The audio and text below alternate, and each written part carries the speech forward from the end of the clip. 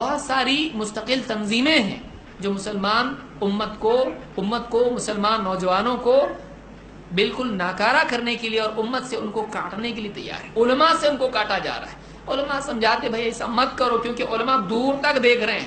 جو جتنی اونچائی پر ہوتا ہے اس کی نگاہ اتنی دور ہوتی ہے.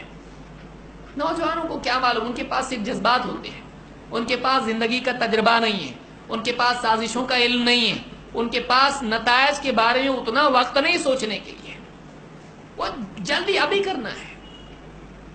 علماء سے ان کو کاٹ دیا جائے، بتایا جائے کہ علماء بزدل ہیں، علماء کیا کریں گے، یہ تو بوڑھے لوگ ہیں، کیا کریں گے، یہ تو خود دوڑ نہیں سکتے طواف میں، یہ تم کو کیا رہبری دیں گے، کیا سکھائیں گے، کہاں دوڑنا ہے تم کو، ان کو کچھ معلوم نہیں ہے.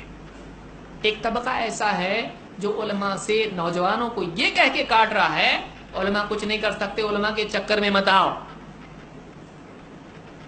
آپ بتائیے، علماء اس امت کی آنکھیں ہیں، آنکھ بند کر کے آپ کوئی کامیاب سفر کر سکتے ہو، خصوصاً ایسا سفر کہ جو بالکل کم جگہ سے آپ کو بچ بچا کے نکلنا ہے ایسے فتنے کے دور میں. اس میں تو زیادہ ضرورت ہے کہ ایک انسان علماء کی رہبری میں رہے. اللہ کے نبی صلی اللہ علیہ وسلم نے ایک حدیث میں خود فرمایا کہ اللہ تعالیٰ امت سے ایسا نہیں کرے گا علم کو یوں ہی چھین لے، بلکہ اللہ ایک ایک کر کے علماء کو اٹھاتا چلا جائے گا، یہاں تک کہ جب علماء باقی نہیں رہیں گے تو لوگ جاہلوں کو اپنا رہنما بنا لیں گے. اتخذ الناس رؤوسا جہالا فسئلوا فافتوا بغیر علم. پھر یہ لوگ ایسے ہی لوگوں سے جو ادھورا علم رکھنے والے ہیں، جو عالم نہیں ہیں، جو دین نہیں جانتے، جو قرآن و سنت کا گہرا علم بصیرت نہیں رکھتے ہیں، ایسے لوگوں سے لوگ رہبری لیں گے، فضلوا واضلوا، خود بھی گمراہ ہوں گے، دوسروں کو بھی گمراہ کریں گے. نوجوان کا جذبہ اس کے لیے خود ایک ہلاکت کرنے والی چیز ہے اگر رہبری صحیح نہیں ہو. آپ بچے کے ہاتھ میں چھری کیوں نہیں دیتے؟ ماں ہے، چھری خرید کے لائی مارکیٹ سے، اور بچہ اگر ہاتھ میں سے لینا چاہے تو نہیں دیتی اس کو. میں بھی تو کچھ کاٹنا چاہتا ہوں، نہیں، تیرے ہاتھ میں نہیں رہ سکتی ہے، تو اس سے اپنا ہاتھ کاٹ لے گا.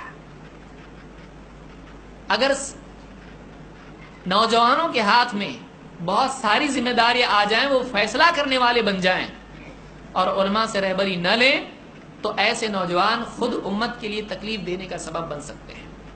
وہ اپنے لیے تکلیف کا سبب بن سکتے ہیں، وہ دوسروں کے لیے تکلیف کا سبب بن سکتے ہیں. لہذا اس دور میں بہت ضروری ہے کہ نوجوان ان سیاسی معاملات میں علماء کی رہبری کے تابع ہو جائیں. یہ بہت ضروری ہے، اور اس کو ہم بہت اب تک بھگتتے آئے ہیں اور بھگت رہے ہیں.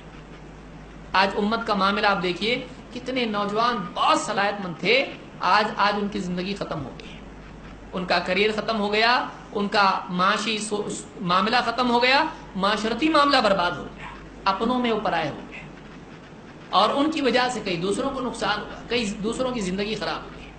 لہذا بہت ضروری ہے کہ اس طرح کی جو تنظیمیں ہیں، یا جو بھی اس طرح کی جو یوٹیوب ہے، یا اسی طرح سے فیس بک ہے، ٹویٹر ہے، یا واٹس ایپ ہے، یا اس طرح کے جو بھی میڈیا ہے، اس میڈیا سے ایسا متاثر نہ ہو کہ جذبات میں آ کے کوئی نقصان کر بیٹھیں، پھر اس کے بعد میں آپ خود بھی پریشان ہو، دوسروں کو بھی پریشان کرے، اور ندامت ہو، اور پھر نقصان کی بھرپائی نہ ہو پائے. یہ کچھ بنیادی باتیں ہیں، بہت ساری باتیں بولنے کی ہیں، لیکن یہ دنیا دار طبقہ ہو یا دیندار طبقہ ہو، آج ایک ایسے دور میں ہم ہیں کہ مسلمانوں کے لیے مسائل بہت زیادہ ہیں.